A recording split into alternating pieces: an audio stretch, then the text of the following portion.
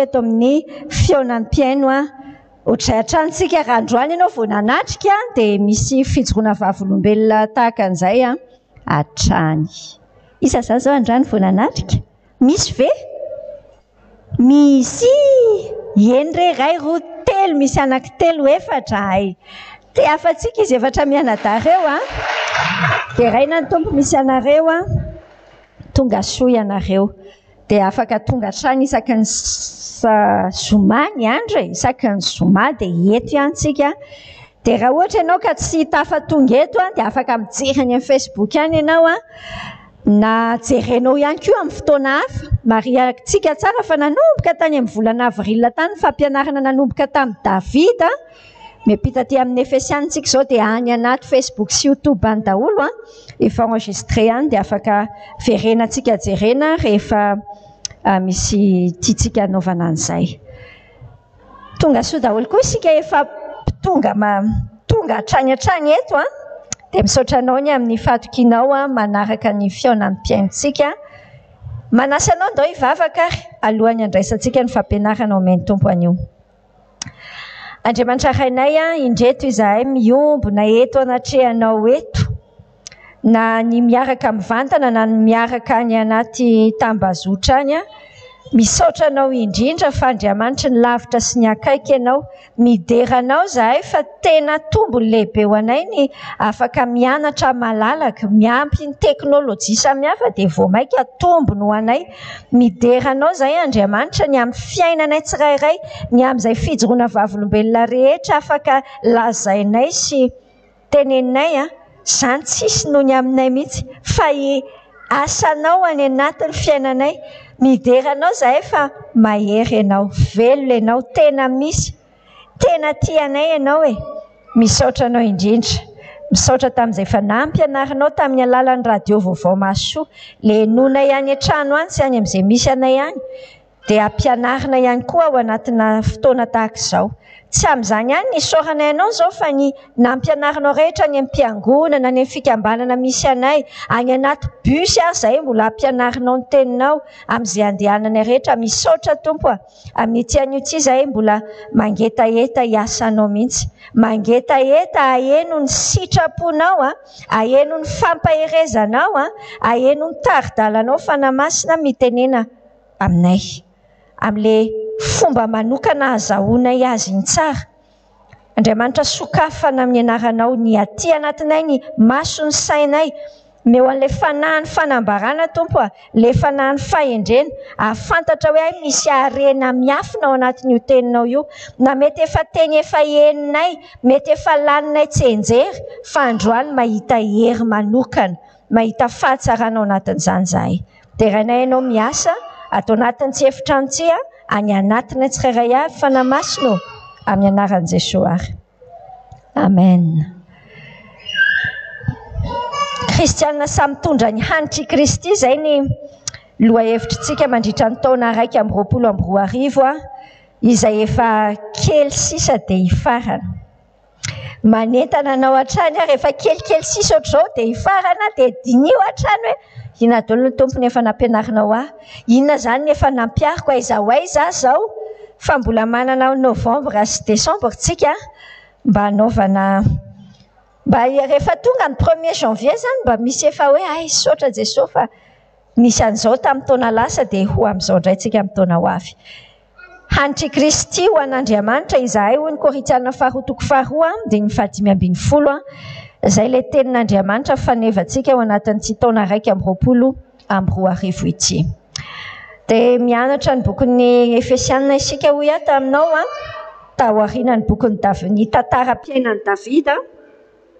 Bokin'ny Efesianina izay amaranantsika amin'ity anio ity ny toko 7 ao anatin'ilay bokin'ny Efesianina afaka fehezina tsara amin'ireo teny anankitelo ireo izay raha androany ianao vao manaraka dia ampatsifiko anao ety ampiandohana foana mba ho tena tafaraka tsara tsika mandinika an'ilay izy Efesianina izay boky nosoratan'ny apôstôly Paoly dia afaka zaraina telo mazava ka mametraka tsara ny fiainantsika kristianina hoe mila hita ao anatin'ny fiainantsika tsara ny fiainana kristianina tena mahomby ny fiainana tena kristianina dia misy ny antsoina hoe mipetraka tsara ianao. Mamarana an'izay mipetraka tsara izay tsika androany. Toko voalohany hatramin'ny toko fahatelo no misy an'izay mipetraka hoe maninona moa e. Mipetraka ohatran'ireny eny amin'ny plage ireny, eny amin'ny maka vakansa ireny, makafy tsara ny vitan'ny Kristy ho antsika. Mipetraka makafy. Tiako sainao tsara mihitsy izay hoe mipetraka makafy. Izay ilay fiainana kristianina izay. Dia hidirantsika tsara ny mamarana io fizarana io androany toko voalohany hatramin'ny toko fahatelo. Ary amin'ny toko faharoa andiny fahaenina moa izy miteny an'ilay hoe niarana tsangantsika dia niarana petra ny tany an-danitra miaraka amin'i Jesosy. Ao anatin'ny fiainana kristianina tsy mipetraka fotsiny anefa fa misy mihitsy dia misy tokoa ny hoe mandeha. Fa rehefa mahazo an'ilay hery avy amin'ny alalan'ilay fipetrahana mahazo aina tsara ianao ka n'ilay ain'i Kristy, ilay herin'i Kristy no tonga andehananao. Mandeha amin'ny herin'i Kristy, tsy mandeha amin'izay tiantsika sy ianao fa mandeha amin'izay lalana nosoritany. Manomboka amin'ny heriny amin'ny tapabolana ny tena izy satria amin'ny heriny tsy eo fa misy feonam-piaino foantsika fa tsy hoe tsy misy feonam-piaino fa feonam-piaino misy hatrany. Fa za ihany tsy eo satria ho any Port Berger tsika anao fitokanana ny sekoly sekoly Tsangambaton'ny 20e anniversaire ny IMH dia sady manokatra ny tafika masina izay ho atao any dia tsy eo amin'ny heriny. Fa manomboka amin'ny manaraka eo zany tsika dia efa hanomboka hianatra an'izay hoe rehefa tafapetraka tsara dia mandeha. Ilay izy tsy misy tsy ara-potoana ny eritreretana azy antso hoe période ny fiainako izao valim-potoana ny fiainako izao dia mipetraka aloha. Amin'ny 2025 izay mandeha. Tsy ohatr'izay ilay izy tsy ohatr'izay kory ilay izy fa ilay izy miaraka ao anatin'ny fiainanao mihitsy izany. Ianao mandeha dia hita amin'ilay fiainanao andavanandro any anatinao lalàna ianao mipetraka makafy tsara an'i Jesosy. Mandeha patoniana tsara ianao izany. Izay ilay mandeha. Miaraka hatrany ireo mipetraka sy mandeha ireo fa mipetraka any amin'ny tontolon'ny fanahiny ianao mipetraka mahazo aina tsara. Dia eto amin'ilay tontolon'ny hita maso eto miasa ianao fa tsy ianao ilay miasa ohatran'ilay taloha antsika dia tena reraka antsika rehefa ny herintsika inge. Rehefa ny aty anatintsika ny hatrehana an'ilay tranga dia tena mampamono tena fa lazaiko anao. Fa rehefa tafapetraka tsara ianao ny amin'ny tontolon'ny fanahiny miaraka amin'i Jesosy mahafantatra tsara ny nataon'ny tompo anao dia afaka mandeha ianao. Ao anatin'io izao ilay hoe mandeha fahafenoan'ny fanahy. Iresaka an'izay moa tsika androany, resaka fahafenoana izay. Mifahatra. Izay ny endriky ny fiainana kristianina sy tapany farany amin'ny bokin'ny Efesianina. Mifahatra maninona io? Mijoro tsara. Na misy tady hanongo tsara. Eo an-tokotaninay izao misy manga izay dia tiako esorina mihitsy ilay izy fa tsy eo amin'ny plasiny mety tsara. Dia efa ezahako sy tomboko amin'ny tanana ilay izy dia ny tanako indray mivotsotra. Fa ohatran'izay ny devoly inge te hanongotra anao ohatr'izao fa maninona rehefa manongotra anao ny devoly dia ny tanana indray mivotsotra. Fa ianao fahatra tsara. Tsy mihontsina akory ianao. Vao maika ianao maniry faka tsara any. Izay ianao izay tena miaina ny fiainana kristianina. Toko fahaenina manomboka iray amin'ny andininy fahafolo aritsika. Toko fahaenina miresaka momba an'izay mifahatra mijoro manohitra ny fahavalo. Sary kely io ampatsiahivana azy ianao amin'ny fiainana kristianina mari-potitra dia tahaka an'io. Amin'ny an'io tsika dia miditra any amin'ny Efesianina toko fahatelo.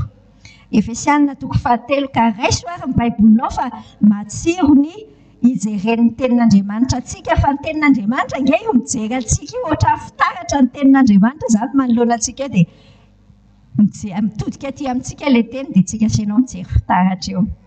Vakitsika ny andiny faha-efatra ambin'ny folo ary hatramin'ny faha-raika amby roapolo ka ny lohahevitra antsika sy ianao amin'ity an'io dia ny hoe kristianina feno ny fahafenoan'Andriamanitra. Tsy maninona raha miaraka averintsika sy ianao izany isa roa telo kristianina feno ny fahafenoan'Andriamanitra. Ny tanjontsika indray izany raha avako androany alohan'ny andehananao mody ary indrindra tsy hoe mody ianao tapitra le andro anio zay a feno fahafenon'ny tompo tapitra dia rapitso a tapaky ny tompo sisa indray ny ananako fa tiatsika iainana mihitsy hoe fa manahoana ny tanjon'ny tompo ange hoe ianao dia feno ny fahafenony mahavariana mihitsy le teny ilazany azy feno ny fahafenony satria mety feno zavatra hafa ianao fa feno ny fahafenon'Andriamanitra satria mety feno tapany ianao zavatra tapatapaky ny Andriamanitra fotsiny na nisy tao anatinao hatramin'izay asa raha azonao an-tsainy izany mbola ho avy any amin'ny andinin'ny farany any tsika rehefa andio andiny milaza n'io fahafenony io rehefa avy eo fa tiako saininao tsara izany hoe kristianina feno ny fahafenon'Andriamanitra vakitsika sainao ary za mamaky mafy ianao manaraka ao anatin'ny baibolinao 4:20 amin'ny anaran'i Jesosy ary noho izany no andohalehako amin'iray izay azahoan'ny fianakaviana rehetra any an-danitra sy ety an-tany anarana mba homeny anareo araky ny hareny voninahiny ny mba ho atanjahana fatratra amin'ny fanahiny ny toe-panahinareo mba hitoeran'i Kristy ao am-ponareo amin'ny finoana ka maka sy orina mafy amin'ny fitiavana ianareo mba ahaizanareo mba miolona masina rehetra ny ahafantatra tsara izay sakany sy lavany ary ahavony sy alalany ary alalany fitiavany Kristy izay mihoatra noho ny fahalalana mba hamenona anareo ho amin'ny fahafenon'Andriamanitra rehetra. Ary ho an'izay mahay manao mihoatra noho ny zavatra rehetra eny mihoatra lavitra noho izay rehetra angatahintsika na heverintsika azy araka ny hery izay miasa ato amintsika ho azy aneny voninahitra ao amin'ny fiangonana sy ao amin'ny Kristy Jesosy hatramin'ny taranaka farany indrindra mandrakizay. Amen. Izay ny tenin'Andriamanitra izay ho voaboasantsika eto akatsika nio hibanjinantsika ny loha-hevitra io hoe za manokana ianao manokana feno ny fahafenon'Andriamanitra. Mandroso ary tsika hijery ny 4:20 tsika. Izao no teny hitantsika hoe ary noho izany hoy Paoly no andohalehako. Andraso kely aloha hitentsika hoe ary noho izany raha miainga tany amin'ilay andininy fahatelotsika nanao le andininy voalohany tamin'ity toko fahatelo ity. Andininy voalohany toko fahatelo dia misy an'io hoe ary noho izany.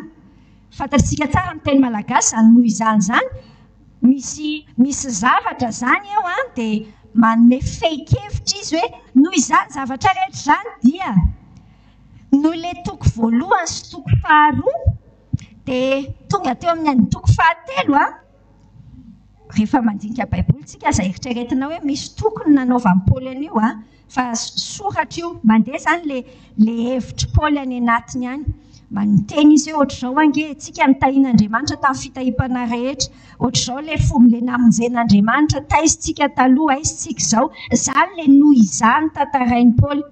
Dia rehefa nahavita izy ny teny an'ilay hoe tsy vahiny tsy mba vahiny sy mpivahiny intsony tsika fa olona natsangana teo ambony fanorenana amin'ny toko farany amin'ny andiny farany amin'ny andiny faharoa zany. Avy eo izy hiteny amin'izay izy hoe noho izany fifanohizan-kevitra avy amin'ilay toko voalohany toko faharoa miampita amin'ity toko fahatelo ity zany ity noho izany ity fa rehefa hiteny an'ilay noho izany Paoly dia lasa nieritreritra zavatra indray izy aloha dia niteny an'ilay zavatra nianarantsika tamin'ny farany niteny ny andininy voalohany hatramin'ny fahatelo fa ny tena vetikevitra tany anaty lohan'i Paoly hivavaka.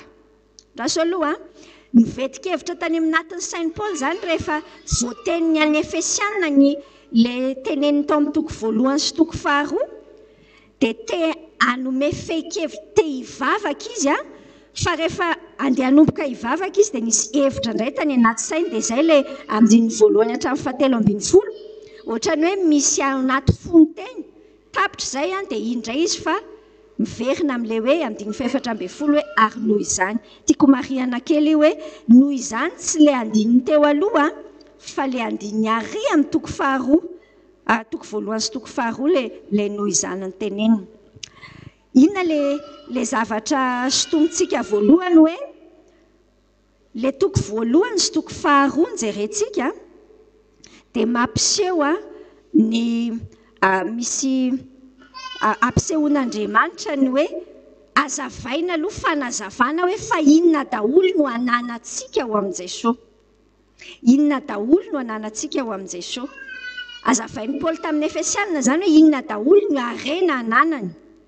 Fa avy eo amin'izay miditra tsy misy dikany, tsy misy ny fahalalany an'ireo tsy misy fiantraikany aminy amin'ireo Efesianireo raha tsy mivavaka Paoly raha tsy Andriamanitra ny miasa mba hanome hery an'ireo Efesianireo ahafantatra sy hiaina tsara an'izay zavatra ny teneniny teo. Tiako hitanao hoe mivavaka ny fototra.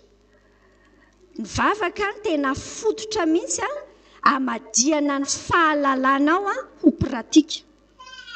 Ny fahalalanao rehetrarehetra zany tsisy dikany mihitsy raha ohatra ka tsy maka an'le herany amin'Andriamanitra ianao, dia izay ity tolom-bavaka ho tenenin'i Paoly ity. Le fahalalantsika ny hoe inona ny fanamasina nge fantatritsika fa mahery, fantatritsika daholo ny zavatra kefa ela be tsika amin'ny piano RVM. Ianao rehefa ho 20 taona piano RVM ihany dia ny dikany efa fantatra. Fa mila azontsika tsaina tsara hoe ny famadiana ny mamadika an'ilay fahalalana ho pratika amin'ny fiainana dia tsy maintsy mila intervention an'Andriamanitra, mila fidiran'Andriamanitra an-tsehatra izay tsy misy raha tsy amin'ny alalan'ny vavaka. Izay aloha ny zavatra tsy piatsika leo amin'ilay noho izany iny. Fa andaontsika nge hijery an'ity ny zavatra nosoratako taminao teto ity hoe noho izany no ando alehako, izay ilay teny eo, no ando alehako amin'ny ray. Rehefa nahafantatra an'izany zavatra rehetra izany zany Paoly dia ny any anatiny any toe-tsaina mivavaka fa le toe-tsaina hoe mandoalika. Tiako hitanao tsara fa tsy lôjika amina jiosy ange zany mandoalika zany. Ny jiosy rehefa mivavaka tsy mandoalika foana akory ny jiosy. Asa ianao raha efa nahita tamin'ny film amin'ilay jiosy ohatra lava volom-bava amin'ilay jiosy ankehitriny, fa ohatran'ireny ihany ny fomba fivavaka ny jiosy tamin'izany. Eo amin'ilay rindrina be an'i Jerosalema iny, jiosy rehefa mivavaka tsy mandoalika fa mitsangana. Dia manao an'izao, mitsangana dia manao hoe miozongozona ohatr'izay foana, ohatr'izay ny fivavaka ny jiosy. Fa mahalana, ary tena mahalana, misy mahalana atao anatin'ny tenin'Andriamanitra no ahitana hoe mandoalika. Amin'ny fotoana manokana hatrany hatrany, Jesosy tao Getsemane izao ny voalaza hoe nandoalika izy. Fa tsy mandoalika foana ny tompo rehefa mivavaka. Ny tiako ambara aminao zany ilay toe-pon'ny Paoly teto mihitsy, ilay hoe mandoalika na tsy mandoalika, indraindray matetika raha miresaka mivavaka dia tiany devoly, ny fahavalo zany misarika antsika ho amin'ny fombafomba foana. Fa tsy misy hoe inona ny tena mety na inona ny tsy tena mety. Fa tsy any amin'ilay hoe tsy maintsy mandoalika na tsy maintsy mitsangana na tsy maintsy manandra tanana. Fa le toe-ponao inona ny manosika ny Paoly, le fahalalany ny asan'Andriamanitra, le fahalalany ny asany sy ny heriny dia nanosika azy lasa mandoalika izy manoloana an'ilay izy. Ny tiako ampitaina aminao voalohany amin'ny resaka vavaka dia ny fonao ny zavatra jeren'ny tompo. Ny fonao hoe inona ny zavatra manosika anao, inona ny any anatinao dia meteza ampiseho tahaka ny Paoly amin'izay endrika hitanao mihitsy hoe misy fotoana tonga dia mandoalika. Misy fotoana misy position an-tanana io ny anahy manokana zao raha ohatra ka ataoko ohatr'izao, rehefa ataoko ohatr'izao ny tanako dia concentré kokoa rehefa mivavaka. Tsy haiko ianao fa rehefa manao ohatr'izao dia lasa mifantoka be kokoa zany. Samy manana ny azy tsika rehetra, fa andao sady tsy fampitsaratsara tsika hoe ay io mety tsara vela tsy mandoalika ony zay tena ny anatiny fotsika fa neny Paoly mandoalika io tsy hoe mandoalika foana ny jiosy rehefa mivavaka fa tena hoe vokatry ny foka izay mihitsy ny tediavin'Andriamanitra amintsika. Inona le tena any anatinao? Mety ohatran'ny Abrahama, mety misy fotoana ohatran'ny katolika zao rehefa manao an'le fanamasinana pretra dia manao an'izay izy, le tena miankohaka inona ny tare miankohaka amin'ny tany, matory amin'ny tany iny mihitsy. Mety misy fotoana mety ohatr'izany mety position anao, mety mitingitinginy ianao, mety fa izao hoe ny dikany hoe mivavaka dia mifantoka any amin'Andriamanitra ianao ary ny aminao manontolo andao fotsiny tsika tsy anao tsy handrabiraby an'Andriamanitra, tsy manao hoe tsy sanatria ohatran'ireny hoe manao elan'Andriamanitra izany amin'ny fomba fihetsika. Mety indraindray tsika sady misy fotoana zany ohatrany na tsika sy ianao raha miresaka ohatra hoe mandray anao zao hoe mindao ifampiresaka dia alefasony resaka ahoana dia za sady etsy any dia etsy any manao ana rehefa ohatr'izany no fomba ianao miresaka amiko dia zany ny ataoko hoe ngamby ianao tena tafotoana ny anatinao any hoe za zany tena tsy asinito sira mihitsy na kely ary. Fa les positions, les postures, les pose-tsika mivavaka maneho ny fanajantsika an'Andriamanitra mitondra ho amin'ny fiankohofana. Mandrositsika amin'ny 4:7 ihany sy 5:10. Noho izany hoy izy no andohalehako amin'ny ray. Mandoaliko Paoly mahafantatra tsara rehefa miteny tamin'ny Efesiana izany hoe ohatr'izao ange ny ohatr'izao no nataon'Andriamanitra antsika tao amin'ny Jesosy dia mandoalika ny azy ny any anatin'ny fony tena hoe miankohaka amin'Andriamanitra fa io Andriamanitra io anefa ray ny fahalalany azy. Hisarika anao amin'ny toe-pony vavaka misy ity zavatra tiako hiaviana voalohany ity le toe-ponao mivavaka feno falajana an'Andriamanitra fa fisainana tsara ihany koa hoe izy Andriamanitra. Andriamanitra ray Andriamanitra. Hitanao le vavaka nampianaran'i Jesosy, iny ange raha afaka modelim-bavaka ny anarany iny modelim-bavaka iny izay tian'Andriamanitra ho arahantsika rehefa mivavaka isika, tiantsika manatona azy amin'ilay maharay azy, manatona azy miankohaka amin'ilay ray. Le miankohaka zany mahafantatra tsara hoe Andriamanitra io Andriamanitra iatontsika io, fa teneniny hoe andohalehako amin'ny ray. Tsaronao ve hoe ray io Andriamanitra io rehefa manatona azy tsika? Mariako aminao tsy hoe misy diso makaiza akory hoe rehefa mivavaka tsika dia miteny hoe Jesosy na hoe Jesosy io dia mitoy eo ny vavakantsika, fa lazay ny tenin'Andriamanitra amin'ilay vavaka nampianaran'i Jesosy iny fa ny vavaka dia miantefany amin'Andriamanitra ray, fa amin'ny alalan'i Jesosy ary ny fanamasina no miinspirena manome ny ainga an'ilay vavaka ho antsika. Andao ianarantsika tsara zany fa ny vavaka dia atao amin'Andriamanitra ray. Asa ianao raha mahamarika rehefa mivavaka mariterve ao anatin'ny radio tamin'ny fotoana dia tsika sy ianao maheno ny raki-peo an-tsara dia Andriamanitra ray. Zay le vavaka nampianarin'ny Tompo. Le izy tsy hoe formule fa le izy tena tian'Andriamanitra ianao anatona azy miaraka amin'izay fo mahafantatra hoe ray izy. Tena zava-dehibe ny atadidiavanao hoe ray izy, fa tsy hoe lavitra be nge izy fa ray. Mitoytsika mbola amin'ilay verset teo ihany, le andininy teo ihany, noho izany nandohalehako amin'ny ray izay ahazahoany fianakaviana rehetra ny an-danitra sy ety an-tany anarana. Fanamariantsika tsara raha miteny an'io Paoly andohalehako amin'ny ray izay ahazahoany fianakaviana rehetra, tsy miteny akory hoe ny olona rehetrarehetra dia manana an'Andriamanitra ho ray. Tsy a anankiroa ny ray eto ambonin'ny tany.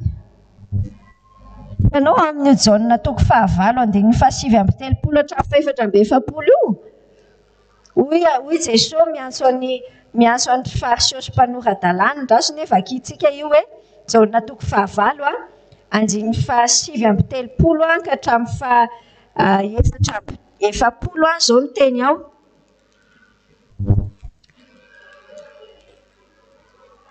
Raha Andriamanitra ny rainareo manomboka eo amin'ny 7 izany andraso aloha ny angetany antsika amin'ny 7 namaly izy ireo ka nanao tamin'ny hoe Abrahama ny rainay.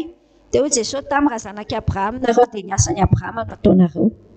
Fa ankehitriny nareo mitady hamono ahy. Izay lehilahy nilaza ny marina taminareo dia izay pareko tamin'Andriamanitra tsy mba nanao izany Abrahama. Nareo manao ny asan'ny rainareo dia hoy ireo taminy hoe tsy mba teraka avy tamin'ny fitsangajangana zahay. Iray zahay dia Andriamanitra ihany. Eo ny antsika ny olona eo amin'izao tontolo izao dia tia izay tena fandrika ampiasainy devoly mihitsy andemena ny sain'ny olona itenenana hoe zanak'Andriamanitra daholo. Hanika rehefa maty raikitra ny filazana manjo dia hoe natsony ray ody any aminy. Tena tendrin'Andriamanitra mihitsy hoe mody ianao. Fa ilay izy aloha mety tsy ray. Araka io tenin' Jesosy io tsy voatery ho Andriamanitra mihitsy akory ny rainy a. Ohatran'ireto olona reto. Raha Andriamanitra ny rainareo izy amin'ny 2:7 dia ho tia anareo. Ny olona manana an'Andriamanitra ho rainy a dia tia an'i Jesosy. Tia an'i Jesosy ary manaiky an'i Jesosy. Izay ny olona manana an'Andriamanitra ho rainy. Satria avy tamin'Andriamanitra ny nivoako sy nakanesako aty. Fa za tsy tonga ho ahy fa izy ny naniraka ahy.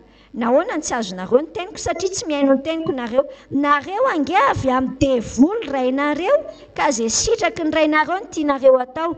Izy dia mpamono olona hatramin'ny taloha. Ary tsy nitoetra amin'ny marina izy satria tsy misy marina aminy a.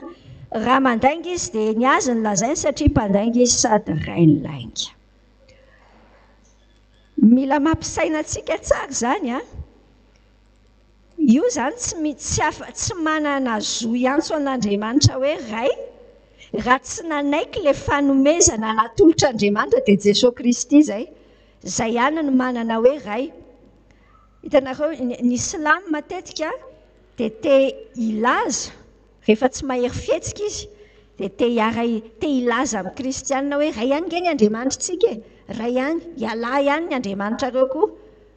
Tsy ray mihitsy ka, tsy ray akory ny Andriamanitra. Ny antsika Andriamanitra rainy Jesosy Kristy, izay no Andriamanitra rainy izay mino rehetra. Ary raha ohatra ka tsy mino an'izay dia tsisy eo antenatenany fa ny devoly aloha ny mbola rainy. Dia tsara ho fantatritsika izay sady indrindra hisafidianantsika tsara fa mino fa ianao mpiaino ny radio vaovao masoa. Dia tsy ho isan'ny hoe Satana ve no raintsika sanatria. Tsisy te ho zanaky Satana izany mihitsy akory. Fa hitanao fa eo tenin' Jesosy io, raha tsy tia amin'i Jesosy tsika dia zanaky Satana izany tsika amin'izany fotoana izany. Jaona toko 1:12 manambara amintsika hoe izay nandray azy, izay nandray an'io Jesosy io dia nomeny hery ho tonga zanak'Andriamanitra dia izay mino ny anarany. Izay ihany ny zanak'Andriamanitra, tsy ny olona rehetra akory. Ary mila miditra ilay zanak'Andriamanitra, mila hoe mirotsaka, za hirotsaka ho zanak'Andriamanitra, fa tsy hoe rehefa teraka na hoe fianakaviana kristianina ohatra ianao izao, ny zanakao tsy automatika zanak'Andriamanitra. Ampatsiahivina antsika tsara izany a. Ianao tsy automatika zanak'Andriamanitra satria hoe i pastera nanorina ny fiangonana tatsiny izany dadabe anao sy ny mamanao sy ny tsy fantatro. Tsisika, tsy automatika. Fa finoana mitokana. Ny tsirairay ny manana andraikitra hoe za hiala eo ambany vahoan'ny Satana, tsy ho zanaky Satana sony hafa ho zanak'Andriamanitra. Mamarana an'io 4:5-5 tsika hoe noho izany no andohalehako amin'ny ray izay azahoan'ny fianakaviana rehetra ny an-danitra sy ety an-tany anarana. Inona no nataony io Andriamanitra io tamintsika? manome anarana izy. Azonao moa fa ianao tafiditra amin'ny fianakaviana. Hitanao teo amin'le toko faharoa toko faharoa ve misy an'iny le manambara hoe ankohonan'Andriamanitra tsika 9:20 tsy mba vahiny sy mpivahiny intsony nareo fa tompo-tany mpiray fanjakana amin'ny olona masina sady ankohonan'Andriamanitra. Tamin'iny naveriko taminao tsara hoe ohatrany ahoana ny fizesitiavan'ny olona izany hoe fireharehana hoe izay taranaka amina. Tsy haiko izao izay taranaka izany misy indraindray hoe avy any mbo malaza hono izy tonga azafady aloha fa dia misy izany matetika pisy izany malaza izay misy tantara be mihitsy dia efa nisy tantara dia misy fiangonana samihafa mihitsy. Zavatra tenenina mazava nge izany hoe izay ilay izy fa dia rena ny tompo amin'izay razambe anareo tany. Fa tahaky ny ahoana mihoatra lavitra an'izany dikany hoe ankohonana fianakavian'Andriamanitra ianao dia tenenina eto hoe azahoany fianakaviana rehetra ny an-danitra sy etỳ an-tany. Oviana ianao izao na tsy arirery farany. Za tsisy mpitia. Jerenao kely ho fampianarantsika tamin'ny farany raha tsy araka ny filma tamin'ny alahelo tena. Fa azonao an-tsaina moa hoe endreza ny olona ray tapo aminao atỳ an-tany misy any an-danitra misy. Fianakaviam-be ary fianakaviana tsy mitovy amin'ilay fianakaviana eto ambony tany hoe rehefa mifankahita dia mifampialon'alina eo dia ay namoaka starexa indray retsy be zesta tsy ohatr'izany. Indraindray mahareraka ny fianakaviana eto tany fa tsy ohatr'izany. Manana ray tapo ianao. Manana ray tapo ianao. Dia izao nitsipihako aminao anatin'io manome anarana ny fianakaviana tsirairay, tsy le fianakaviana be fa le mpikambana le olona ianao ao anatiny ho ankohonan'Andriamanitra io nomen'Andriamanitra anarana manokana angenao. Ao amin'ny boky ny Apokalipsia dia ambara mihitsy hoe mahazo anarana vaovao tsika. Tsisy mahay mamaky an'ilay izy fa anarana hafa mihitsy. Fa ianao nge fa manana anarana, le anarana tsy hoe ikalabozy, tsy anarana ibozy izany ma izany surnom-ko kely anankiray mbola misy ray tapoamiko izao miantso anazy foana tsy maninona mihitsy fa izay fa tsy misy dikany nge izany kalabozy fa ny anarana rehefa Andriamanitra manome anarana anao. Iza ny fahalalany fiarahamonina anao mahasarotiny anao ery ianao amboarina tsara aloha ny volo fa sao dia lazainy rianina fa tsy haiko tsy mahavatena sa inona tsy haiko. Itsika senao mitady an'ity anarana eto ambonin'ny tany ity, mitady an'le identité sa le maha-izy azy antsika eto tiako lazaina anao fa Andriamanitra efa manana anarana ho anao manokana. Jerenao fa tenin'Andriamanitra efa mahafinaritra be ireo. Salamo 7:7 Salamo 7:7 io izao miteny ao.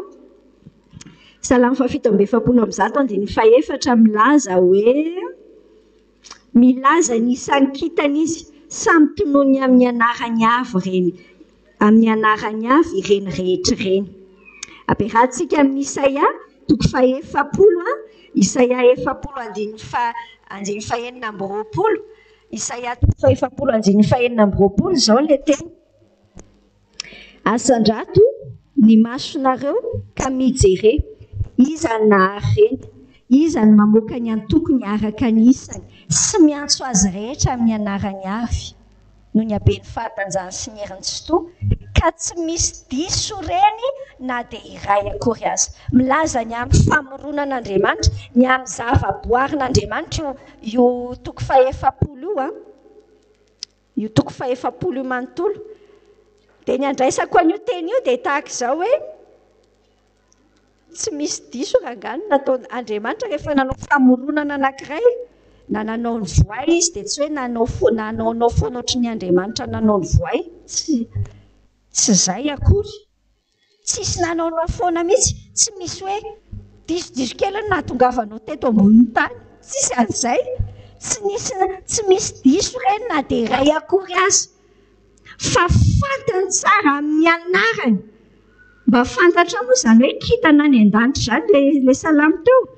Tsika nge izao mitazatazana dia mety hoe kitana kely be da be.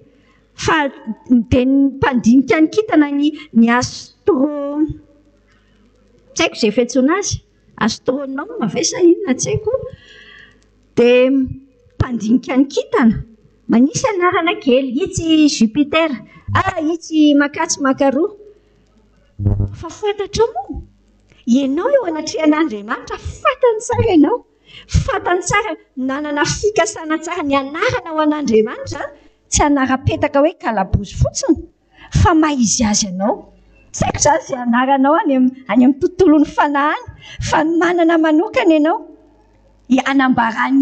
anambarany mahalalany eo masonao eo amasony anao malalany ianao io Andriamanitra io manome anarana ho antsika rehetra zany mampahery azy zany ka tsy haiko izay eritreritra ao aminatin'izany fa ho anazy zany mampahery azy zany dia tsy raharahako izay anara-petaka mety atao amin'ny olona any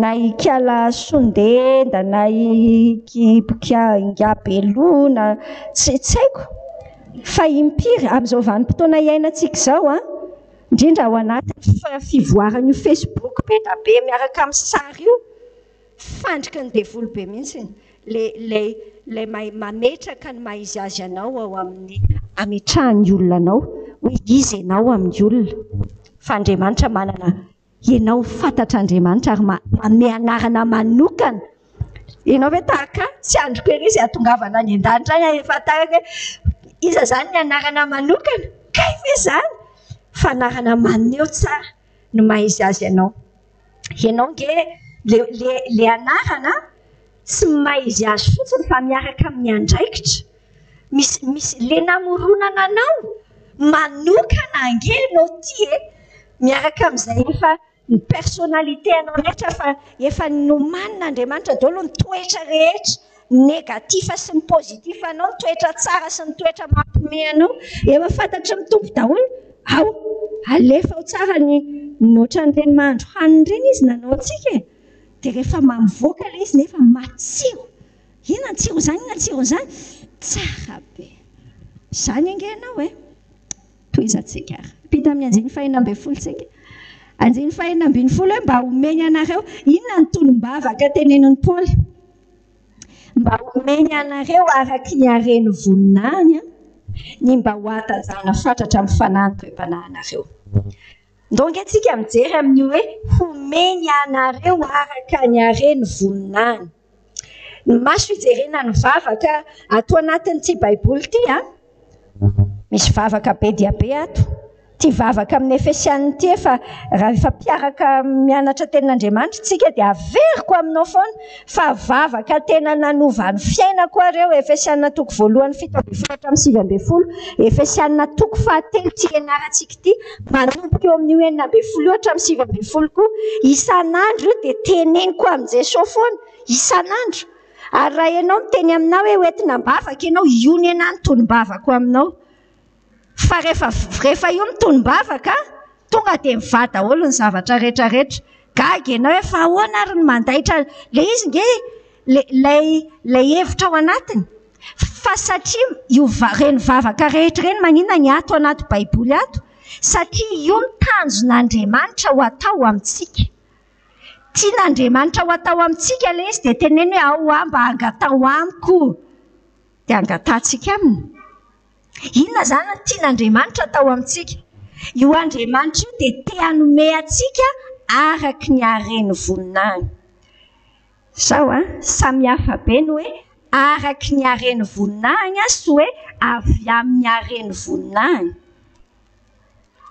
zao ny ohatra io meko ohatra kely ianao raha misy miliardera hainao zany miliardera zany manana vola manalavitrisa zany andeha atao hoe misy miliardera anankiray ianao zany mangataka vola aminy dia ameny roa hetsy ariary ianao efa vola be zany roa hetsy zany tsy averina hono le izy efa vola be fa raha ohatra ka ampitahina amin'ny vola lavitrisa ananany dia ampahany kely ihany zany amin'ny volany azonao io olona io zany zao raha izay aloha izy dia nanome araky ny nanome avy tamin'ny hareny izy ohatra antsika sianao rehefa le manome hoe ao amenanoe avoay le ao amin'ny armoire ao avoay efa faraparany taona zao zavatra tsara ataontsika mihitsy mihevitra ny hafa jereo kely le armoire ao fa ndao hianatra tsika tsy manome avy amin'ny arentsika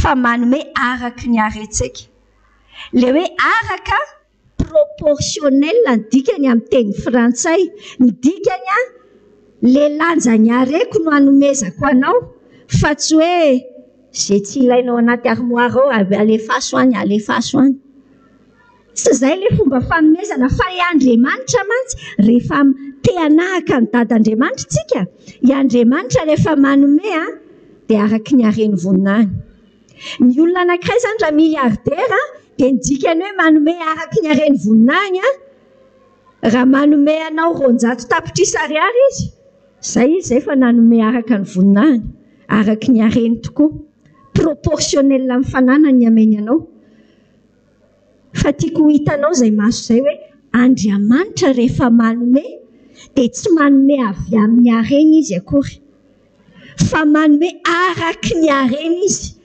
tena proportionnel mitovy lanja amin'ny ananany ao tsy misy hoe tsy fohifohy ka mba miopitiny kely any ianao hoe tsy zay Andriamanitra manome anao malalaka sady izy any amin'ny Jakoba toko voalohany any sady tsy mandatsy mpanome malalaka io Andriamanitra io azonao saina moa zany ny olantsika sianao dia ity tsy azontsika saina tsara le hareny hanika araky ny tongava aminao araky izay inonao zay le izy mifetrany le haren'Andriamanitra ho partagena ho zarainy aminao zany dia ny finoanao ny fetrany ianao zany mivavaka jerenao nge ny vavaka ao misy fotoana ny vavakantsika io ianao zany fa manana problema anankiray ndeha atao hoe problema anao dia vola tompo tena tsisy hofatrano tsy ampy ny hofatrano any anatin'ny tonom-bavaka ao dia zao ny ataonao ohatra hoe tompo mba kasio mihitsy aloha hidadatorakoto mba hampindrana anay vola anaovana andohavana n'ity hofatrano ty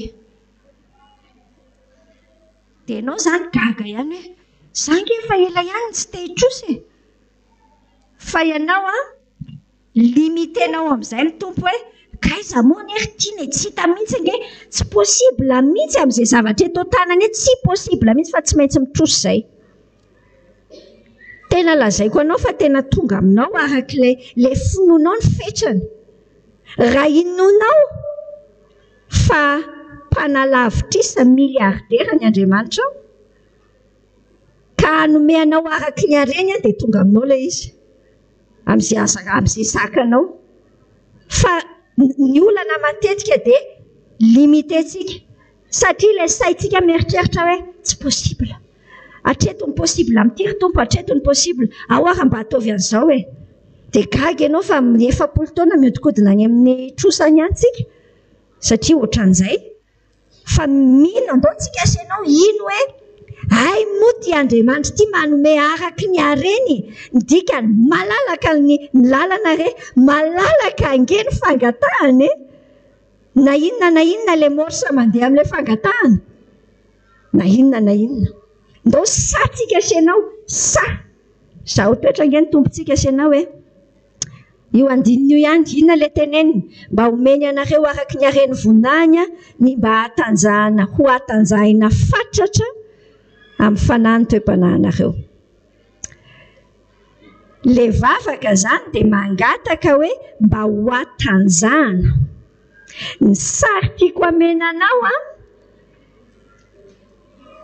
averiko ihany io soratra io aveo fa ty sary ty ny tiako amenanao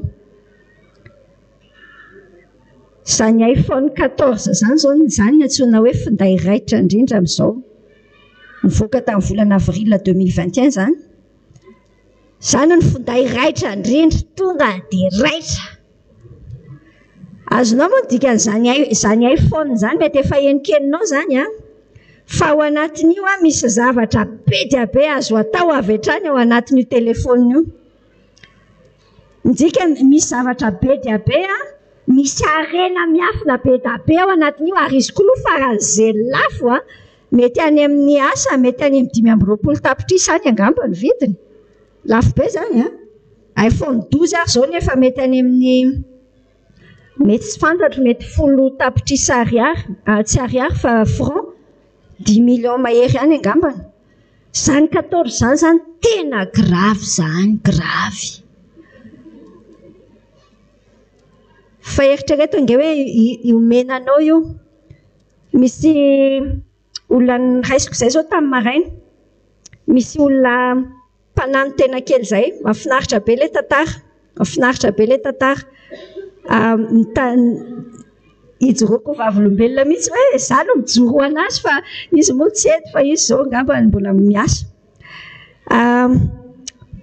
ray aman-drenina mpianatra IMH io olo io tamin'ny 2019 nisy namono ny vadiny 4 menadany zanany dia mbola voahery taona le zanany farany nisy namono teo an-dota-penaka teo le vadiny nalaza hoe zany fa tsy tadidiko tsara dia manano tena kely izy dia nisy olona nefa tany ampitan-dranomasina mpiaino radio vaovao masoa mahita n'ilay zavatra misy aty zany dia niteny hoe tiana hijerevolona ankizy ao amin'ny IMH zay mianatra hoe afaka ampianay tsy nalalany io ramatoa io mihitsy fa niteny an'izay le rangahy tany dia nitady an'ilay olona zany zay efa nisy olona nieritreretina mihitsy hoe ty fa tsy natsona ilay olona tsy azo mihitsy dia tsy iny zany dia avy eo nifampiresaka dia hita hoe andao ty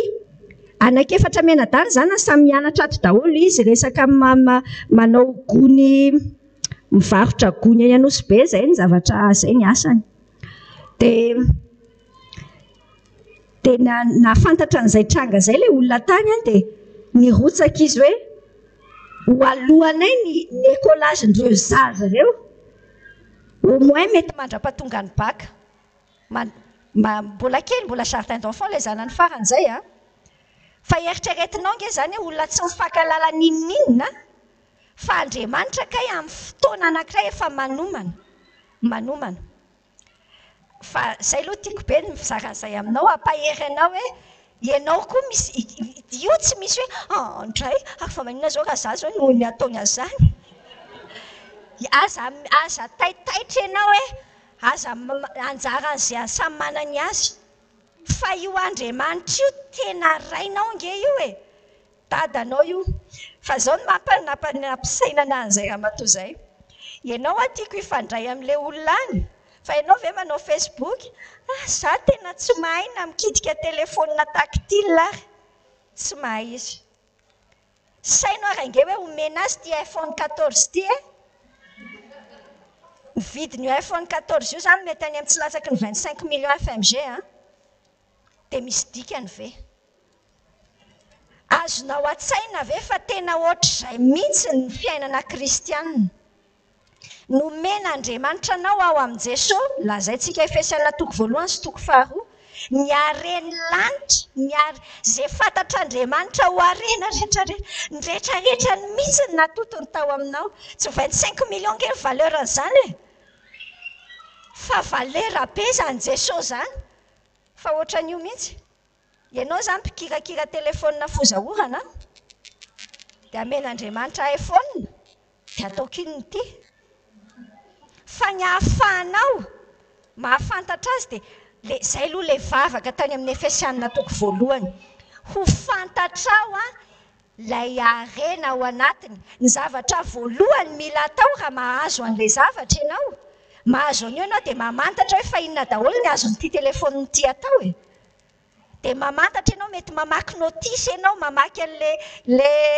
taratasiny mety mandeha mihitsy ianao hoe andeha jerena ranontaniako ranona fa ranona mba manana ohatry ty manontany ianao finona daholo ny azo atao amin'ity fa ahoana ty ny lafo vidy be ohatr'izany zay le mahafantatra fa lazaiko anao fa tsisy dikany le mahafantatra fa misy zavatra io zany zao itsy le telefônina le ampiasaina maka sary zany aloha ny iPhone 14 zany tonga dia tsy hitako izay hitenenana azy fa gravy fa izao nefa tsy mandeha ninina mihitsy io le telefona na raitra be ka hainao daholo hoe ohatr'izao fikitika an'ity ay fa mahavita an'ity ty oay kay mahavita an'ity mety be daholo fa tia indray na telefona fozahorana na telefona inona ataovy lobaty ange le telefona anao hoe tsisy dikany mitovy amin'ny tsy misy mihitsy zay ty vavaka ato amin'ity toko fahatelo ty le toko voalohany zany famantarana le vavaky Paoly tany amin'ny toko voalohany 7:7-9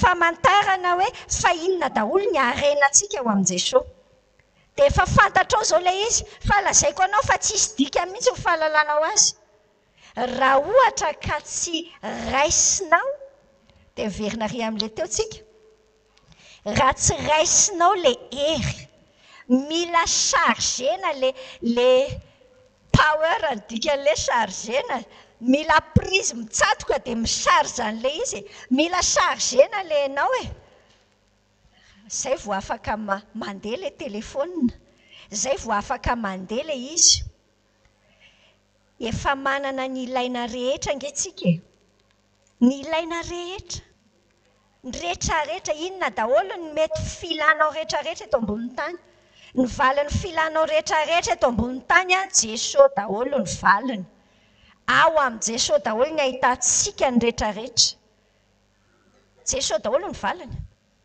aza mitady lavitra mihitsy ianao tsy misy resaka hoe nenitiana koa zany dia efa tena voankazo tokana amin'ny Jesosy mihitsy ka ao amin'ny Jesosy daholo mihitsy ny zavatra rehetra tsy ampy fitiavana ianao ka Jesosy mihitsy ny tena tsy ampy aminao amin'ilay izy kizitinjitiny ianao ka Jesosy mihitsy le fanahy amin'ny Jesosy mihitsy ohatra ny tsy ampy vola ianao ka Jesosy mihitsy lay manome asa tsara ho anao Jesosy daholo ny voavaliny zavatra rehetra manana ny ilaina rehetra tsika fa tsisy iainantsika io raha tsy raisitsika le hery zany mitovy amin'le hoe chargena le telefona dia mandeha le telefona dia izay le vavaky Paoly hoe mba ho atanjahana mba ho atanjakitsika mila chargena ianao iainanao azy fa raha simba ny baterianao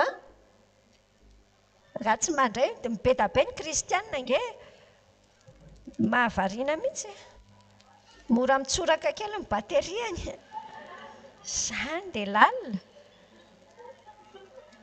dia rehefa mitsoraka le bateriany dia tsy mandeha le izy dia lasa nofo ny andehanana efa manana ny Jesosy fa dia miezaka be ohatran'ireny tsy manana ny Jesosy rery ihany tsy manana ny Jesosy raha mbola tsara kokoa ny fiainana raha izay le zavatra hitanao dia tiako hitanao tsara hoe ty Efesiana toko fahatelo ty mila ataonao vavaka isan'andro fa satria any amin'le bateria zany no mila chargena le hery mila manana an'le hery ianao inona ny charge amin'ny bateria antsika reo tadidinao ve reo namenatsika ireo tamintsika nianatra ny toko voalohany ao amin'ny Kristy ny fitahipana rehetra efa nananao daholo reo averiko aminao fa voatay ianao nomena fiadanana nomena lova zanaka ianao amin'ny ankohonan'Andriamanitra nasiana tombo-kase amin'ny fanahy masina ianao jeren'Andriamanitra ho masina tsy misy tsiny ianao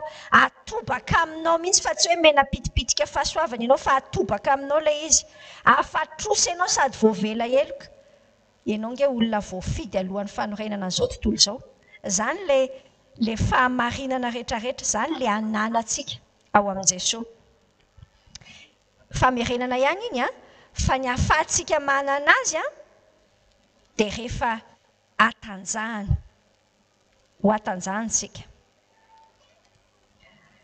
ny zavatra teneniko anao zany dia ity hoe andao entina mifanandrify amin'ny harenany raisinao ao amin'ny Jesosy ny fiainanao andao atao mifanandrify hoeto mifanandrify amin'ny harena ny raisinao ao amin'ny Jesosy ny fiainanao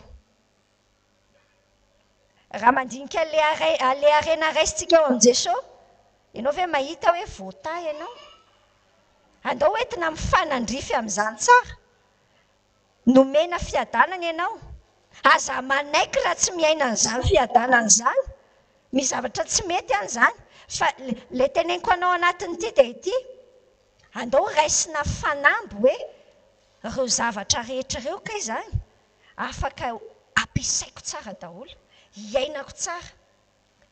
Izay ilay nilazaintsika amin'le tary amin'ny fanombohana hatrany an-trano hoe mipetraka tsara ho amin'i Jesosy, mahafantatra ny maha-izy azy ianao ao amin'ny tompo ianao dia miaina, tsy miaina kristianina mitsipozipozy rangahy izany fa miaina fantatrao tsara ny harena ao amin'i Jesosy dia mifanandrify amin'izay tsara ny raisinao iainanao, mifanandrify amin'izay ny fiainanao. Be loatra re raha afaka ny tena misy décalage be loatra le fiainana maha-kristianina sy le fiainana andavanandro amin'ny fiainan'ny olona betsaka.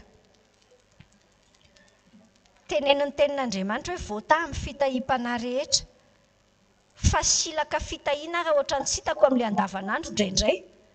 Azonao ve ny tiako ambara aminao hoe aza manaiko ahy ianao raha tsy iainanao le fiainana be dia be omeny Jesosy. Jerentsika ny fiainana azy. Ahoana ny ahafahantsika miaina azy? Mba ho atanjahana fatratra, omeny anareo araka ny hareny voninahiny, ny mba ho atanjahina fatratra amin'ny fanahiny ny toe-panahinareo. Hoy taminao hoe raha tsy chargena le fiainanao ho atanjahana ka amin'ny fomba ahoana inona no micharge anao? Tsika izany rehefa micharge dia mila jirama, mila jiro, mila panneau solaire, mila zavatra tsika batery isan-karazany. Fa ny antsika iza no amin'ny fiainam-panahintsika dia ny fanahin'Andriamanitra no micharge antsika, no mpanome an'ilay hery, ny fanahy masina ireny manatanjaka antsika. Hitanao tsara amin'ny jaona 4:12 manontolatra ary amin'ny 4:10 itenenan'i Jesosy alohan'ny nanombohana an'i Jesosy tamin'ny hazo fijaliana dia nitenenan'i Jesosy fampianarana lava momba ny fanahy masina ny mpianatra. Satria tena zava-dehibe ange ny fanahy masina, tsy hoe zavatra izy fa Andriamanitra monina ao anatintsika ary io no manatanjaka antsika. Asan'ny Apôstôly 2 mifantatritsika tsara milaza hoe ahazo hery ianareo amin'ny latsahan'ny fanahy aminareo. Le fanahy masin'Andriamanitra izany no mitondra le hery ao amin'ny 2 amin'ny asan'ny Apôstôly. Asan'ny Apôstôly 2:2 voalohany hatramin'ny 4 dia ahitantsika an'izao hoe ary no tonga ny andro Pentekosta dia teo amin'ny fitoerana iray izy rehetra. Nisy feo tonga avy tampoka avy tany an-danitra toy ny rivotra mahery mifofofofoka nanenika an'ilay trano niangonany. Ary nisy lehilahy maro mitarehina afo niseho tamin'izay nizarazara ary mipetraka tamin'izy rehetra isan'olona ary samy feno ny fanahy masina izy rehetra. Samy feno ny fanahy masina. Izay ilay fanahy masina izay tadidinao tamin'ny anarantsika ny voalohantsika tamin'ity Efesiana ity dia efa nitenitsika hoe ao anatin'ny fanomezana. Hitanao hoe nasian'Andriamanitra ny tombo-kase garanti antsika, monina ao anatintsika, tsy mandalo dia lasa tsy ohatr'izay ny fanahy masina fa monina ao anatintsika ny fanahy masin'Andriamanitra dia io no manome hery antsika. Fa le anomezany hery antsika avy amin'ny alalan'ilay tsy hoe avy amin'ny alalany le fanahy ao miasa ao anatin'ny toe-panahintsika mba ho atanjahana fatratra amin'ny fanahy ny toe-panahinareo. Ny fomba iasan'ny fanahy masina dia any anatin'io toe-panahy. Inona le toe-panahy? Le toetra anatina, le olona vaovao, le olona fanahy ao anatinao efa zaraiko aminao hatrany an-trano hoe ianao misy olona anankiroa ao anatinao ao, le fanahy sy le nofo. Le hoe toe-panahy lazain'ny Paoly eto na toetra anaty na olona vaovao, io ny quartier général ny fanahy masina, ao izy mipetraka. Ary ny ahafahantsika ahoana ny mampatanjaka an'io ho atanjahana fatratra amin'ny fanahy ny toe-panahintsika. Inona ny ampiasain'ny fanahy masina ahatonga antsika hatanjaka le fanahinao ao? Ny ampiasainy dia ny sakafo ny fanahy. Tenin'Andriamanitra izany araka ny Matthieu 4:14 tsy ny mofo ihany ny iveloman'ny olona fa amin'ny teny rehetra izay mivoaka ny vavan'Andriamanitra. ny sakafo ny fanahintsika sy ny fanazarantena ny exercice ny fiainana mpanaovin'Andriamanitra atsika. Le Petera voalohany toko voalohany andiny fahatelo manambara amintsika hoe nomena napetraka Andriamanitra ao anatintsika ao lay voany. Tasone zao ny soratra ao amin'ny Petera voalohany toko voalohany andiny fahatelo hoe isaorana ny Andriamanitra rainy Jesosy Kristy tompontsika izay niteraka atsika indray araka ny haben'ny famindrapony ho an'ny fanantenana velona tamin'ny tsanganan'i Jesosy tamin'ny maty. Niteraka atsika indray Andriamanitra, le fanahintsika izay nateraka lasa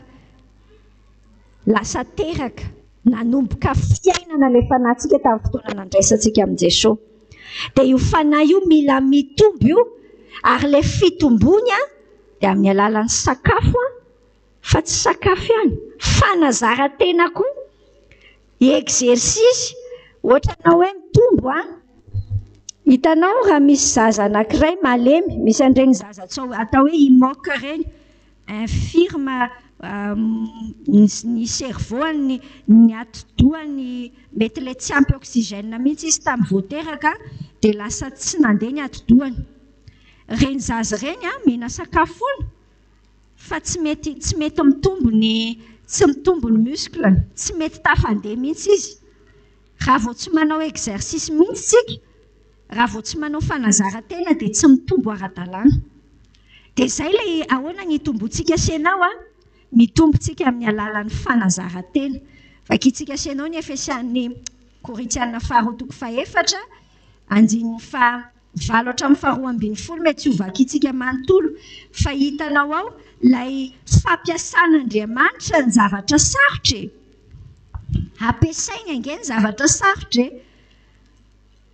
mba ahafahantsika manao exercice. Le exercice raisintsika sary an-tsaina zany dia le anao manao kotrana le manao ohatrany hoe manao pompy ianao na manao abdo ianao na manao makapoa ianao, ohatran'izay mihitsy raha te hatanjaka ianao dia tsy maintsy mikotrana. Ny tombontsika ity tena kotra pampikotrana enjana be Jesosy pampikotrana hafa mihitsy izy dia mampiasa io vady mbola madido io, mampiasa io tsy fahampiana samihafa io fianarana sarotra io, exercice ireny exercice ny fanahy. Andiny fahavalo ary miteny hoe voageja manodidina izahay nefa tsy tery, mitohy ao. Andiny faharoa ambin'ny folo hoe koa ny fahafatesana ny miasa aminay. Ohatran'ireny hoe tena velivelesiny ireny mihitsy ny fiainanao fa teny anao hoe midera ny tompo amin'izany fa eo am-piakarana tsara izay ny toe-panahinao. Le nofontsika te hikikika tsy mety amiko mihitsy ny ataon'ilay zobavika tsy mety amiko, tsy haiko daholo izay nataony fiainana taminao tsy mety aminao mihitsy. Le izy ange tsy hoe tsy mety aminao fa tsy mety amin'ny nofinao avao tsara, tsy mety amin'ny nofoko dia amin'izay vao avaka ao tsara dia amin'izay ianao miteny hoe fa mety amin'ny fanahiko. Izay hatrany ange le izy tsy mety amin'ny nofinao fa mety amin'ny fanahinao. Dia ataontsika tonga soa amin'izay ireny exercice tsara tarehy ireny. Andiny fahaenina ambin'ny folony tsy ketraka izahay fa na dia mialevina aza ny toetra ivelany tahaka ny hoe voatery be mihitsy dia avaoziny isan'andro kosa ny toetray anatiny. Ao ange le tena ilainy ao no mamafy toto atsika io fiainana io averiko aminao fa tsy hiatsara akory fa ianao metsara ao anatinao ao dia lasa metsara ny fahitanao an'ilay fiainana. Na dia mbola sarotra le fiainana ange mbola tsy nisy fotoana loatra hoe tamin'ny taloha mety mbola tsy 700 ny kapoaka ny vary fa mitovitovy ohatran'ny tsy zava-baovao eto ambonin'ny tany, mitovitovy ohatran'io ihany fa ianao ny vaovao miatrika an'ilay izy dia ohatran'ny hafa mihitsy ianao.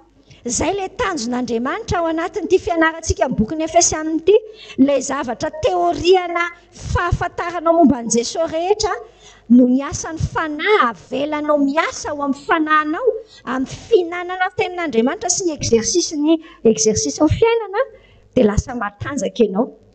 Lasa hitanao mihitsy hoe izany ny tena dikany hoe ankonan'Andriamanitra, aiza ny tena halalànao hoe le lanjany le hoe aiza ankonan'Andriamanitra raha tsy misy rehefa misy an'ilay manilikiliky ireny ianao fa misy miteny anao hoe petra tsara ianao zany mba efa mba tea zay ianao mahita hoe zay fa iainako tsara azoko tsara zao ny dika le hoe ankonan'Andriamanitra inona kay ny vakiako loha na tsy mivaky loha amiko ary ianao za ankonan'Andriamanitra. Mandeha tsika 7:10. Inona mantsiny rehefa miasa io fanahy masina io dia miteny izy hoe mba hitoeran'i Kristy ao am-ponareo amin'ny finoana ka maka sorona mafy amin'ny fitiavany anareo. Hitoeran'i Kristy. Ny tanjon'Andriamanitra, ny tanjon'i Jesosy dia tonga hoe ho lasa tamana ao an-tranonao ao anatin'ny fonao izy. Izay ny dikany hoe hitoeran'i Kristy. Tian'Andriamanitra ho trano mahatamana an'i Jesosy ao anatinao ao. Fanontaniana hoe trano mahatamana an'i Jesosy ve izao ao anatinao ao? Tsy any amin'ilay tranonareo any an-trano ary Varadona akory ilay anteneniko io fa le trano ny fiainanao. Tsy afaka ho tamana ao anatintsika mihitsy Jesosy raha tsy mandeha amin'ilay fiainana tarihan'ny fanahintsika. Tsy tamanao izy. Tsy hoe mandeha izy akory fa tsy confortable izy izay le tenenina. Andaontsika asianao hanana an'izany fanamby izany hoe Jesosy tiako be raha tamana tsara ao anatiko ao ianao hoe mahazoaina izay ilay tianambara. Sao dia mantsy eritreretina hoe tsy tamana izy dia lasa, tsy izay ilay hevitra. Ny tompo rehefa nandray an'i Jesosy ianao dia ao izy. Ao ny fanahy masina mipetraka ao anatinao ary tsy miala ao intsony izy. Fa izao mety tsy manana zoanao zavatra be ao anatin'ny fiainanao izy. Izay ilay hitanao ohatran'ireny hoe vahiny mihafahafa. Impiry Jesosy ataontsika asianao mihafahafa amin'ny fiainantsika. Jesosy indray ny mihafahafa satria ianao be sitrapo be. Rehefa ianao mbola matanjaka be ilay zabe ianao iny dia mihafahafa mihitsy ny tompo. Ny tompo indray manontany teny manontany hoe inona ny ianao tokony manontany ny tompo hoe inona ny atao tompo. Dia ny tompo indray tahaka ny manontany. Ilay sary ohatrohatr'izay fa ny hevitra dia hoe ndao ataontsika tamana ao anatintsika ao Jesosy. Misy an'io Jaona 4:10 io ary amin'ilay 5:10 hatramin'ny 7:20 izao ilay tenin'Andriamanitra hoe raha tia anareo dia hitandrina ny didiko. Ary za hangataka amin'iray ary izy no ame anareo mpananatra hafa mba ho eo aminareo mandrakizay. Izy io mpananatra hafa io ny fanahy ny fahamarinana io izay tsy azon'izao tontolo izao raisina satria tsy hitany nafantany fa nareo no mahafantatra azy. Satria mitoetra ao aminareo izy ary ao anatinareo. Tsy hamela anareo kamboty ahaka aty aminareo vetivety foana dia tsy ahitany intsony izao tontolo izao fa nareo no ahita satria velona dia ho velona koa nareo. Amin'izany andro izany dia ho fantatrareo fa izaho ao amin'iraiko ary ianareo ato amiko ary izaho ao aminareo. Izay manana ny didiko ka mitandrina izany dia izy no tia ary izay tia no tia ny raiko ary izaho tia azy ka iseho aminy. Ary amin'ny 4:20 avy hatrany vakiantsika hoe izay tsy tia dia tsy mitandrina ny teniko. Ary ny teny izay renareo dia tsy fa ny ray izay naniraka. Ay 7:20 no tena tiako vakiana aminao koa. Jesosy namarika anao taminy hoe raha misy tia dia hitandrina ny teniko ary ny raiko tia azy dia akao aminy izahay ary honina ao aminy. Mahafinaritra be ilay sary. Andriamanitra sy Jesosy te ho tamana ao aminao. Rehefa ao aminao izay tia izay tian'Andriamanitra. Fantatrao hoe manohintsika mantsy ny fitiavan'Andriamanitra nge ny fototra ao anatiny rasy fa rehefa avy eo iny sotomintsika fa mijery kely an'ity toy an'ityntsika hoe mba hitoeran'i Kristy ao am-ponareo amin'ny finoana. Jesosy mahazo aina monina ao anatinao izay ny lasa herinao izay. Hitanao ny mampatonga anao hoe miatrika zavatra anankiray ianao dia ohatran'ny tsy hainao izany nanao azy fa hitanao mihitsy zavatra tsy vitanao ilay izy fa vitanao nefa satria Jesosy izay mahazo aina ao anatinao dia izy ny lasa herinao.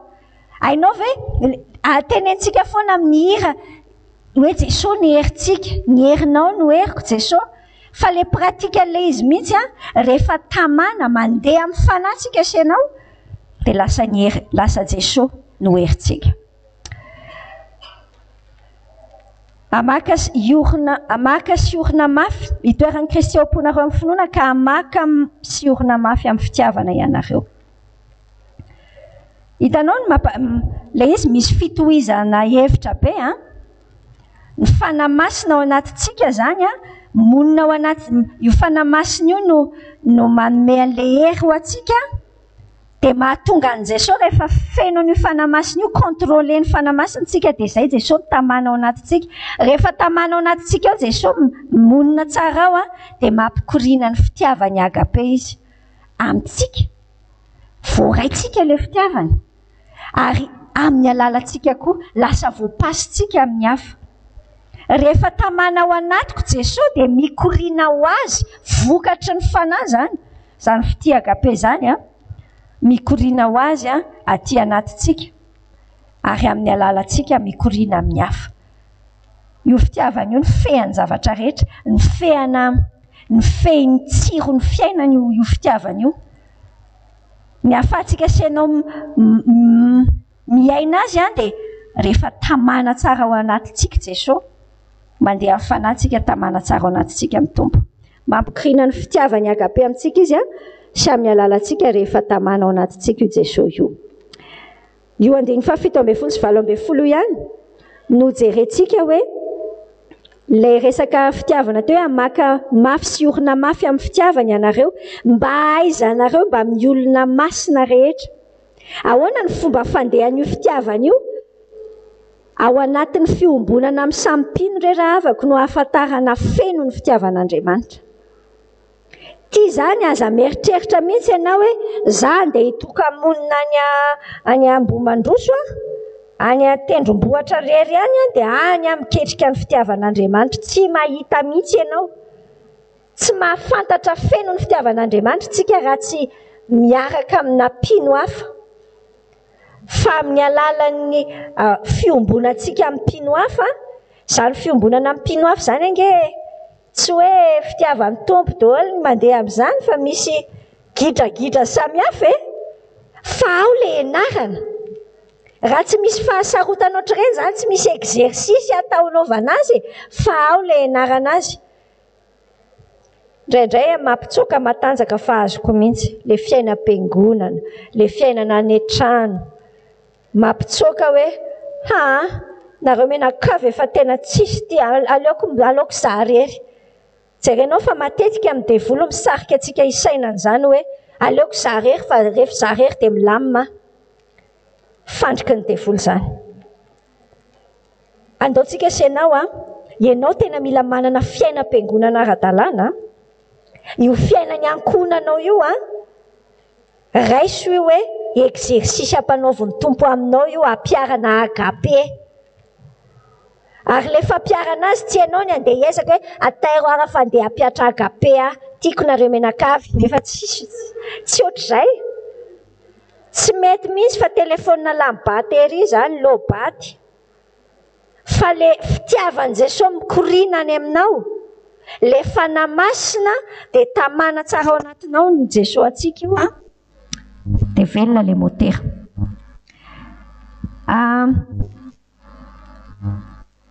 Ndikany rehefa manana le fitiavana agape tsika mantsy mahafantatra tsara le fitiavana agape fitiavana mihoatra noho ny fahalalana hoy ny filaza azy eo mihitsy. Mahafantatra tsara an'io tsika dia ohatran'ny motera. Izay ilay ohatra nomeko anao tary amin'ilay teo aloha teo. Motera mahery vaika ange io zavatra meny Tompo any anatintsika io Efa nisy fotoana nandefa sary taminao tsy tadidiko inona ny anarantsika tamin'iny. Mety tamin'ny Tefesiana ity motera be motera raitra indrindra, mety motera V8 sady tsy haiko izay fomba filaza azy fa hoe motera matanjaka indrindra eto ambonin'ny tany. Any aminao nge izany motera matanjaka indrindra eto ambonin'ny tany zany motera n'Andriamanitra ny fanamasina. Fa mavesatra indrindra koa ngamba izany. Mavesatra tsy laitra tosika raha vao tsy velona ilay izy dia tsy laitra tosika ilay tomobile. Veloma ny motera. ao anatin'ny fahalalantsika le agape fa ohatrany ahoany ty fity agape ty le fahalalana azy teneniny eo tsara mihoatra noho ny fahalalana rehetra io io zany tsy eritreritra ianao hoe aiko amin'izay le fity agape an'Andriamanitra mandra-pahafatytsika senao tsika mianatra an'io ihany fa le izy misy dimension be misy sakany ny sakany Efesiana toko faharoa andiny faraiky ambin'ny folo hatramin'ny fahavalo ambin'ny folo io fitiavana agape an'Andriamanitra io mahatratra ny olona rehetrarehetra tsy manavaka n'iza tiany Jesosy daholo na rasta na mpandoko volo na mpandeha mpivavaka any amin'ny sekta na teneniko anao daholo mihitsy le olona manahira-tsaina antsika mieritreritra azy ireny koa tiany Jesosy ohatra fitiavany anao mihitsy lalabe ohatra fitiavany anao mihitsy tena tiany reny avatsika senao tsara fa tena tiany reny fa le ataony misy zavatra tsy tiany tompo le ataony misy tena mampaharikoriko ny tompo le ataony fa izy aloha tena tiany tompo ary tiany vonjena zay le sakany andaotsika senao hiteny amin'ny tompo isan'andro Jesosy velaro ny saiko ahalala le sakany fa eo amin'ny sakantsika nge dia efa bloqué misy fotoana vao mandeha fotsiny efa tsy mitovitovy loko mpiangonana amintsika dia efa maimbo sekta ty lazaiko anao mihitsy any an-danitra nge tsisy katolika sy protestant fa lazaiko anao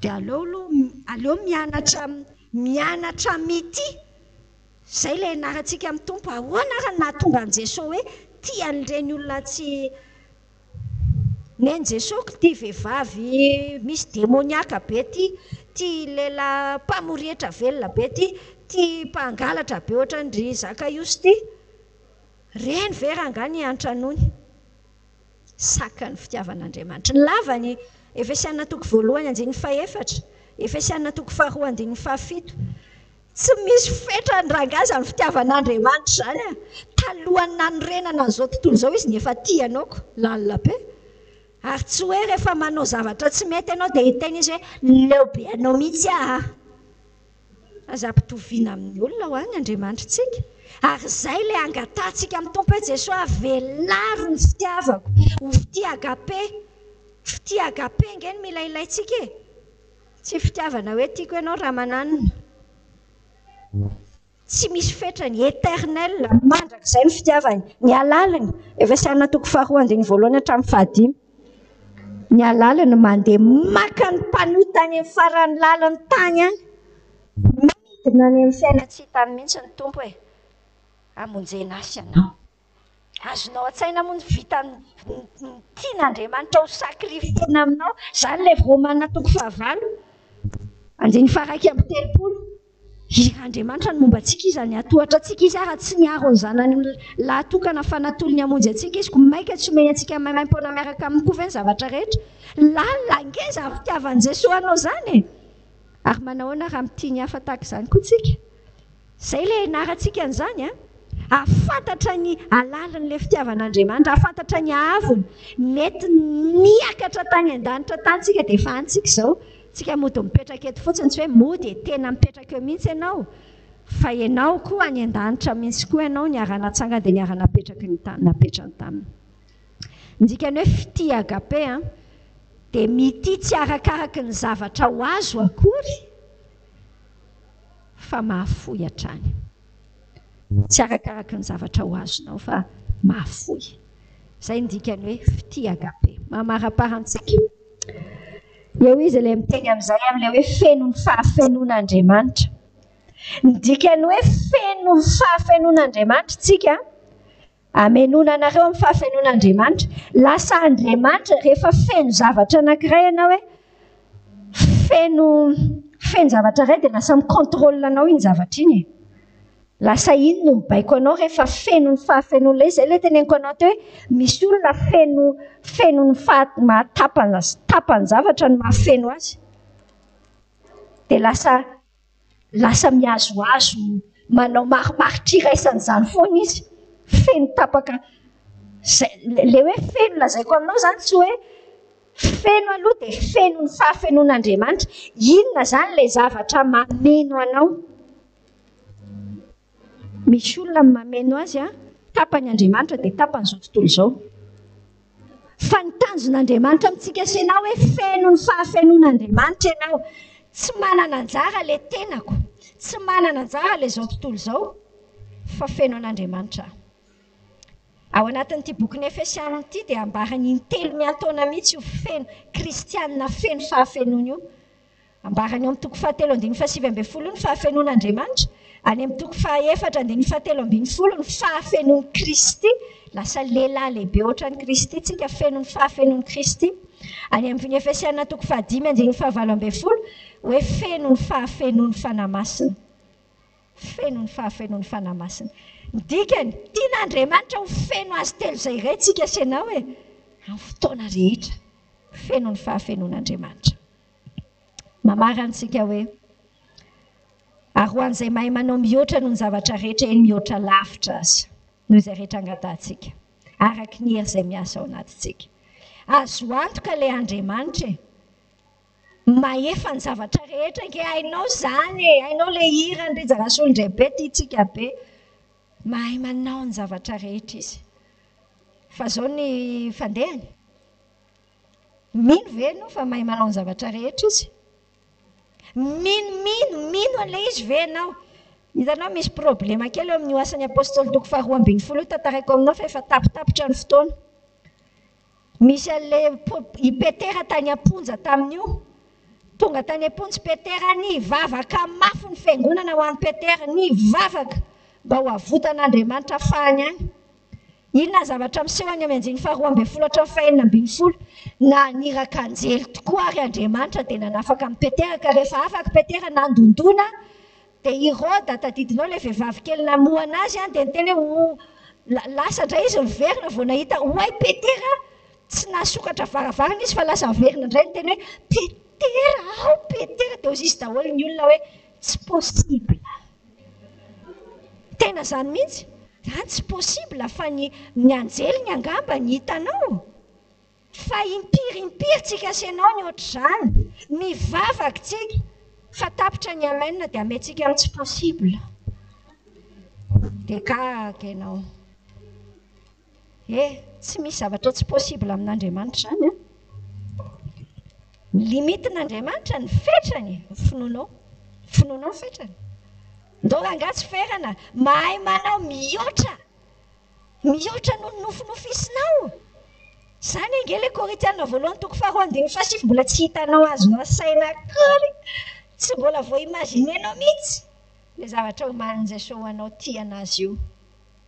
Mahay manao izy, araka ny hery izay miasa ao anatintsika.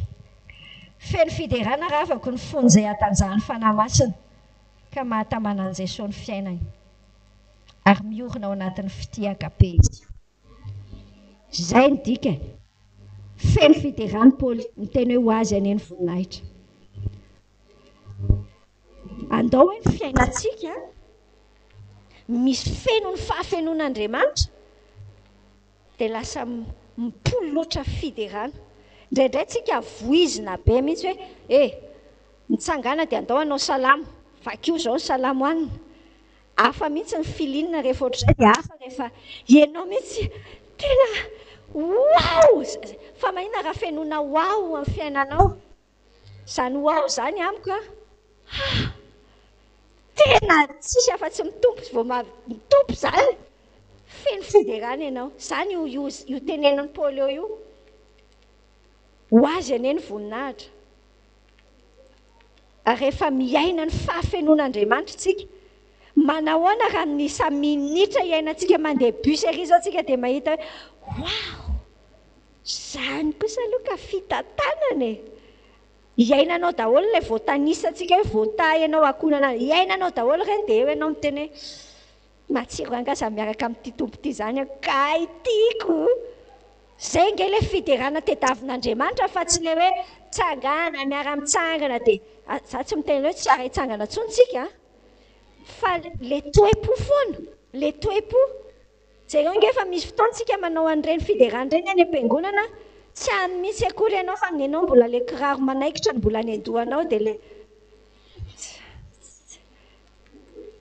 ndao to vokatry ny fotsika mihitsy mahavokatry ny fotsy le hoe eritreretina mafy be hoe drasy fa eritreretiko mafy be neny ary midera tsy zay fa enonao amin'ny fiainanao mihitsy hoe kaizany Andriamanitra zany fiainana io raha io Andriamanitra io zany ny anarany Jesosy nge ny anarany a izy ny lalana sy fahamarinana ary fiainana ndao hivavaka tsika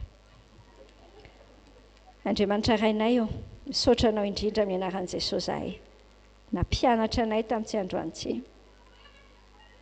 an'io vavaka nasainao nataon'i Paoly io ianao nge ny inspiré an'i Paoly nanome an'le ainga avy any amin'ny fanahinao tany satria io tianao ho atao amin'ny fiainanay tsirairay saotra Jesosy meo anay mihitsy ny aina olona chargé tsara ny fiainanay a fantatray daholo ny arena ao aminao a mitombo amin'ny fahafantarana an'izany zay dia tsy fantatray fotsiny fa raisinay le hery le charge le batterie amin'ny fiainanay ianao fanahy masina izany miasa ty anatinay dia tamana tsara ianao Jesosy a dia miaina le ty agape zay dia enonay matsiro le andavanandronay rehetra saotra tompo fampiainao antsirairay izany Jesosy le fiainanay nge misy enonay fa tsy matsiro zao tsika miresaka zao misy zavatra samihafa be dia be ao mahatsiaro an'ilay Korintiana faharoa toko faha-efatra teo iny voageja manodidina dia izay tompo misy fotoana tena mikikika mihitsy hoe sady tena tery io Jesosy hitanao izay mahatery anay rehetra ay moa aty amin'ilay hery aty anatinay izany no tsy tena mandeha tsara mampatonga anay maheno tery io atanjao amin'ny fananao ary ny toe-panahinay mivavaka an'io izay Andriamanitra mba hitoeranao amin'ny finoana aty anatinay Jesosy dia ho fantatray ny halavany saka ny halala ny ahavo ny fitiavanao dia ho expérimentenay misy tena iainanay miaraka amin'ny olona manodidina anay Andriamanitra mifona aminao mihitsy zahay ilay te hitokatoka monina iny fa voafitaky satanaka izay amin'iny fa ay mila n'io gidragidrana fifandraisana io mihitsy Jesosy hiatrika izay mianatra mela heloka mianatra mity an'le tsy mateo ty tsy amin'ny ezaky ny tenanay amin'ny nofo be anay fa andeha amin'ny fanahy zahay fa le agape anao ny hahafahanay manao an'izany Jesosy misaotra fa ho hitanay izao ny dikan'izany hoe feno ny fahafenonao izany zahay amin'ny fotoana rehetra ampatsiahivo anay ny hivavaka an'io vavaka io isan'andro dia hivavaka an'izany koa ny hafa zay ary ny fiainanay rehetra raiso atanan'ireo olanay ireo Jesosy atanjao mihitsy zahay mba hahita hoe fahasoavandreo olan'ireo dia hivoaka mpandresy ao anatiny io tsy ampy fa tsy fampimboly io asa sarotra manahirana mety tsisy mihitsy ilay asa omeo an'izay sahaza mangataka aminao an'izany zahay zay ireo io aretina mampisangodimpanina anay io mety mitsabo olona zahay mitsabo marary na mety marary mihitsy ianao Jesosy ny anasitra na hiasa ao ambadika izany zay ireo Jesosy ilay olona tena efa entina eo anatrehanao fa mareraka anay tsy fiovany ity miasa ianao tompo menainao daholo ny raharaha zay ireo ny fiainam-piangonanay mivavaka ao amin'ny mpiara-mivavaka aminay zay Jesosy mba hahatonga ny tsirairay hatrany amin'le mpitandrina dia ny birao isan-karazany ny komity ny zavatra rehetra io Jesosy mba tena hiorina mafy sy mamaka lalina amin'ny fitiavanao daholo fa tsy olona marivo salosana dia ohatran'ny feno eo amin'ny tapany feno tapaka zao tontolo zao sy tapaka Andriamanitra Jesosy miasa ianao ampiasao izay ho tsiro-mandrazava ao anatiny andeha fiadanana izay zao tompo andeha hody tonononay amin'ny anaran'i Jesosy zany vavaka izany dia ny fiadananao miambina ny fosiny sainay amen vaovao kely ho an'izay mandeha Port Berger raha ohatra ianao tsy nanao fiofanana tamin'ny sabotsy no mety aleo mijanona kely mihitsy aloha izay mandeha Port Berger dia izay tsy mandeha afaka mandeha mivory kely eto aloha ilay Port Berger zay mety saotra